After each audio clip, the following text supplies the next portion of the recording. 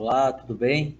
Sou Antônio Carlos Lima, Estandarte da Liberdade. Estou aqui para falar com vocês desse novo episódio de Evangelho em Foco. E hoje eu quero falar sobre a língua dos anjos. Como um comunicador, eu tenho a oportunidade de entrevistar pessoas. Antes de iniciar as entrevistas, eu observo para descobrir se as pessoas estão confortáveis, se estão tensas, se estão preocupadas, por exemplo. E tentar ajudá-las, dizendo algo que possa fazê-las relaxar e se sentirem confiantes. Muitas dessas pessoas ficam tensas ou preocupadas pelo fato de que vão falar, algumas pela primeira vez, ao vivo em um programa. Mas geralmente, e paradoxalmente, elas estão confortáveis, porque falarão sobre o que conhecem, o Evangelho de Jesus Cristo. Como eu consigo descobrir o que as pessoas estão sentindo? Pela leitura de certos elementos pessoais delas, como, por exemplo, a postura, os gestos, o olhar. Mas um desses elementos pessoais, porém, destaca-se: a linguagem.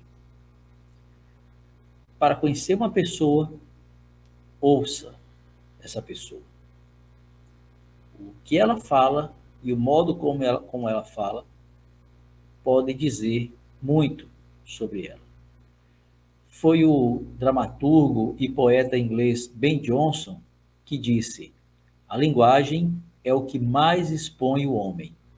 Fala para que eu possa te ver.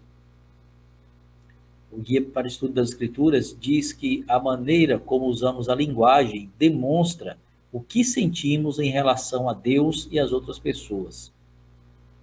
E esse mesmo guia nos alerta que os santos devem controlar a língua, ou seja, a sua forma de falar.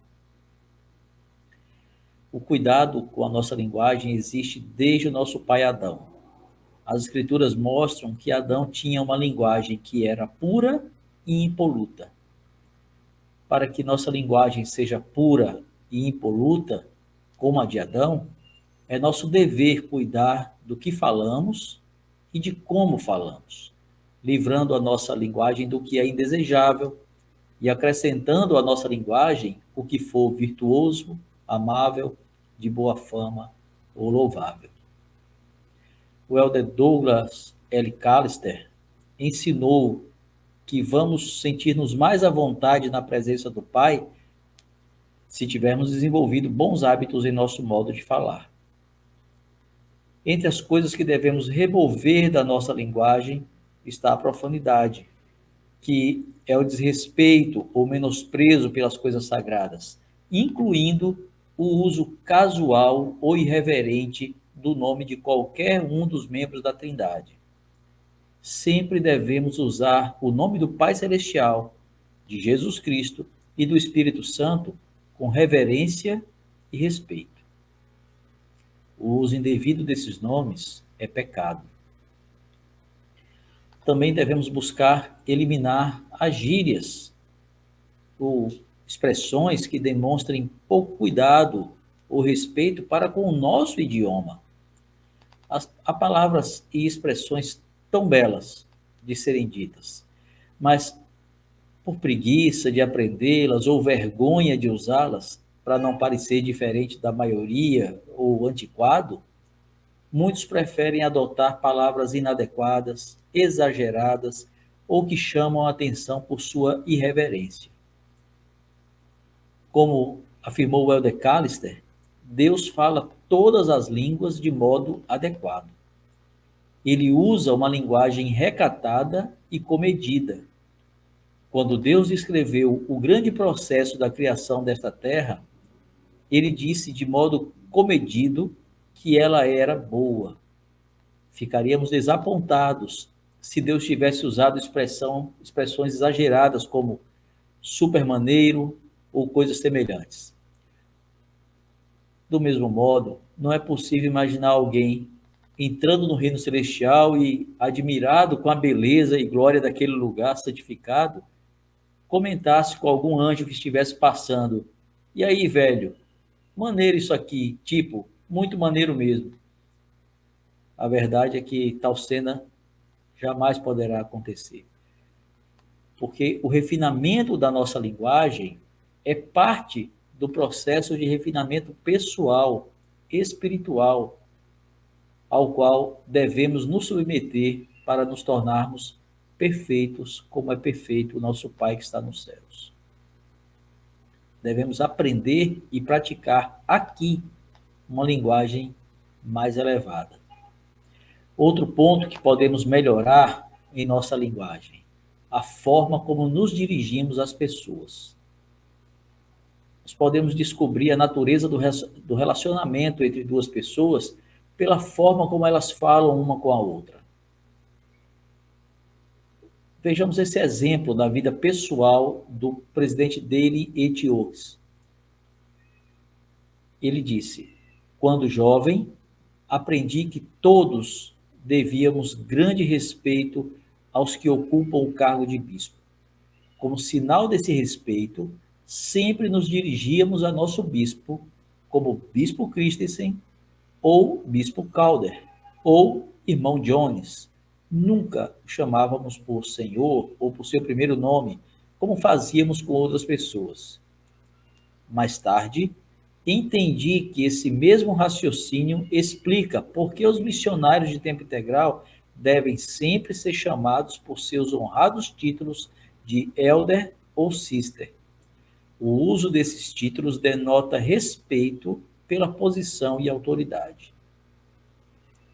Ao tratar aqui sobre termos uma linguagem pura e impoluta, refinada no conteúdo e na forma, não quero deixar a ideia de que estou pregando a soberba ou o requinte fútil do falar. A simplicidade, a espontaneidade, o bom humor e a descontração fazem parte da nossa linguagem e, quando usados no momento e no modo adequados, são parte importante de uma comunicação espiritual e emocionalmente saudáveis. Na verdade, como ensinou o elder Douglas L. Callister, o refinamento ao falar é mais do que eloquência requintada. É resultado da pureza de pensamento e sinceridade de expressão. Às vezes, na oração de uma criança, ouvimos a linguagem do céu refletida mais facilmente do que em um monólogo de Shakespeare. Sobre orações e crianças, o Senhor ensinou aos pais que eles ensinarão seus filhos a orar. E como devemos orar no que diz respeito à linguagem? O Manual Geral da Igreja apresenta a seguinte diretriz sobre a linguagem que devemos usar em nossas orações.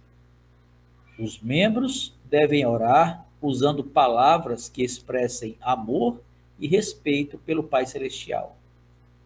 Em português, devemos usar os pronomes tu, te, teu, tua, teus, tuas, ou vós, vos, vosso e vossa, ao nos dirigirmos ao Pai. Infelizmente, parece que para alguns o uso desses pronomes em relação à deidade perdeu o sentido em nosso tempo. Infelizmente, não é raro vermos pessoas dirigirem-se ao Senhor em textos, em músicas e mesmo em orações, chamando-o de você. Não tratamos um Deus por você. Jamais. Como brasileiro, eu sou nativo da língua portuguesa. Logo, é meu dever conhecer e usar meu idioma corretamente. O mesmo se aplica aos americanos, chineses, franceses e espanhóis sobre seu próprio idioma. Eu não estou dizendo que devemos todos nos tornar linguistas. Estou dizendo que devemos procurar aprender a usar, ao menos, o básico da norma culta do nosso idioma, o suficiente para que possamos nos dirigir corretamente ao Pai Celestial em oração. Na verdade, nós já fazemos isso quando cantamos os hinos, não é mesmo? Eles são uma prece ao Senhor. Por exemplo, Careço de Jesus, de ti, ó meu Senhor. Somente a tua voz tem para mim valor. Ou, Salvador, eu quero amar-te, em tua senda quero andar. Socorrer o irmão aflito, minha força em ti buscar. Salvador, eu quero amar-te, sim, eu te seguirei. Não é raro ouvirmos pessoas cantando somente a sua voz. Sua refere-se a você, tua refere-se a tu.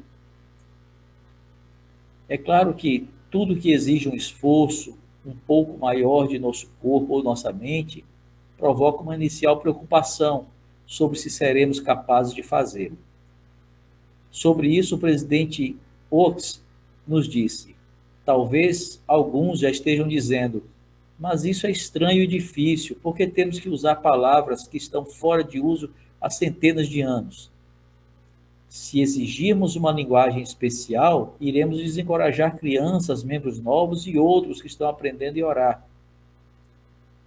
Irmãos, a linguagem especial da oração é muito mais que uma sutileza da tradução das Escrituras. Seu uso serve a um propósito importante e atual. Percebam que a orientação não é por orações com rebuscamento das palavras ou eloquência forçada. O mesmo presidente Oaks afirmou: não pedimos orações formosas e prolixas. Nossas orações devem ser simples, diretas e sinceras. É claro que muitos são novos na igreja e podem ter alguma dificuldade inicial em usar as palavras adequadas da oração, na sua oração. Do mesmo modo, as crianças podem ter essa mesma dificuldade. Tudo bem.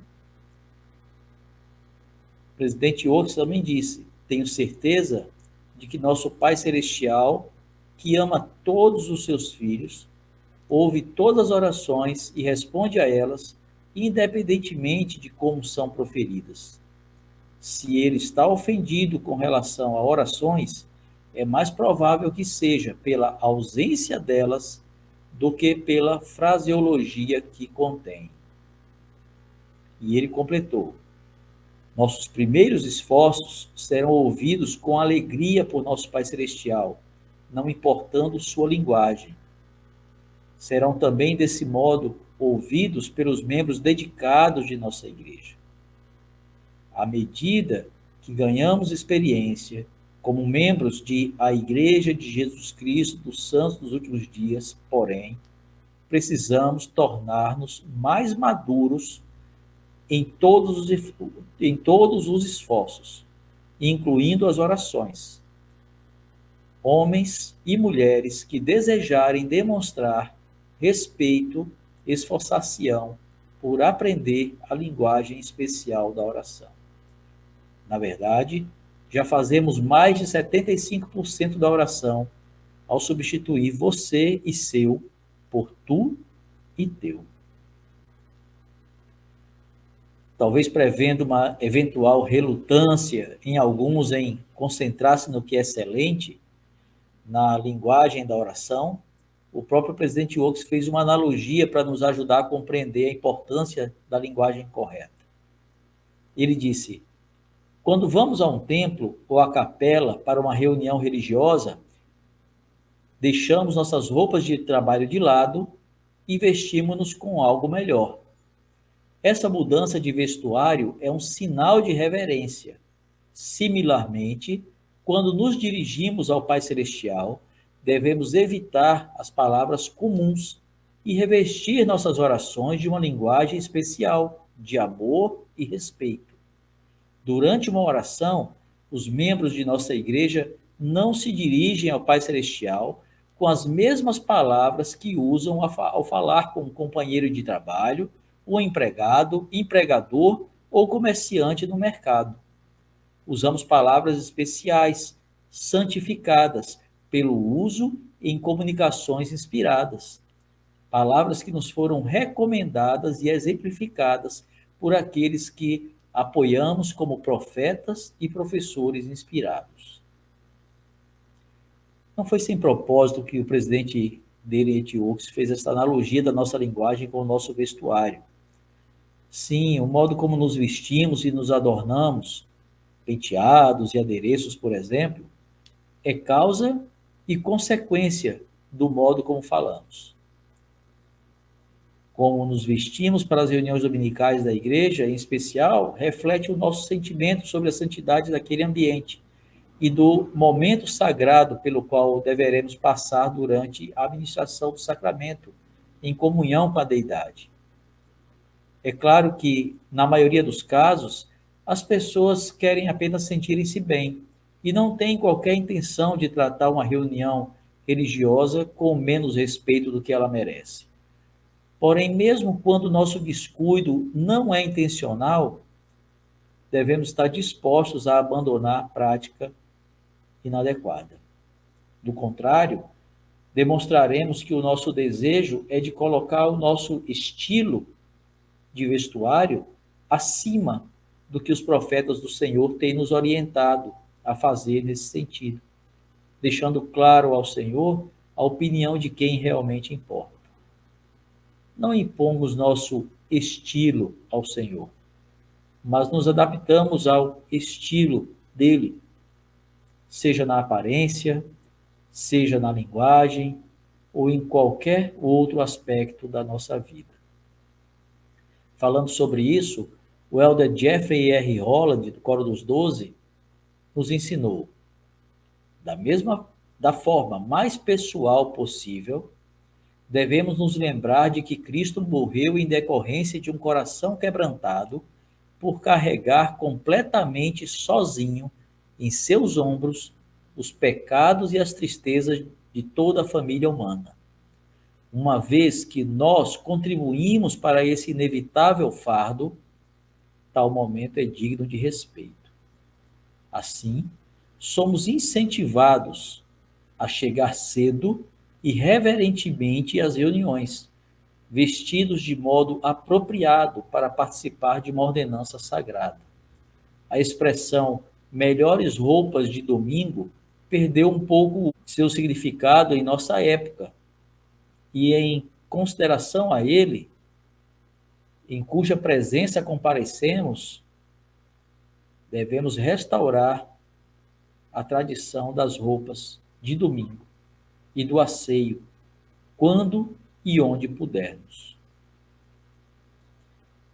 Quando eu era um diácono, aos 12 anos de idade, eu frequentava sem minha família as reuniões dominicais da igreja.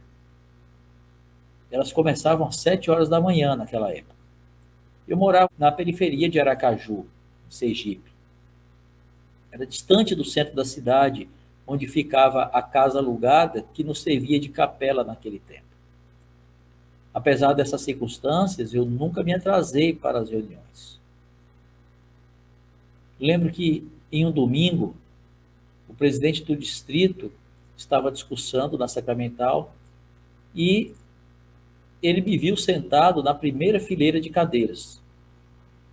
Ele me chamou à frente, me colocou diante de todos e, mostrando cada parte do meu vestuário, ele começou: sapatos sociais limpos, meias sociais, calças sociais, camisa branca social por dentro das calças, cinto, gravata discreta e cabelos penteados. Assim deve se apresentar um portador do sacerdócio. Isso foi há quase 40 anos, mas como podem ver, eu não pude esquecer. Sem dúvida, vestir-me o mais adequadamente possível, embora sem qualquer luxo, desde a minha juventude, foi algo crucial para que eu mantivesse uma linguagem respeitosa em toda a minha vida.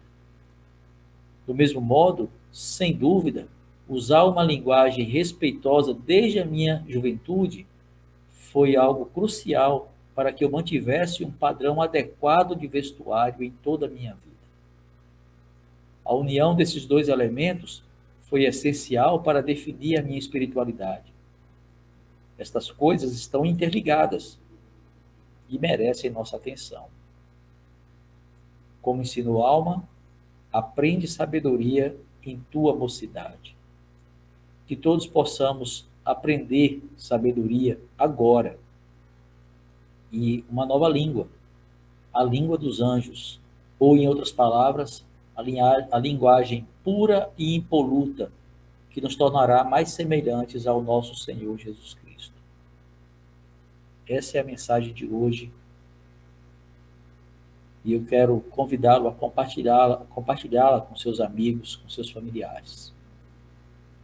Até a próxima semana, na quinta-feira, às 20 horas, com uma outra mensagem de Evangelho em Foco.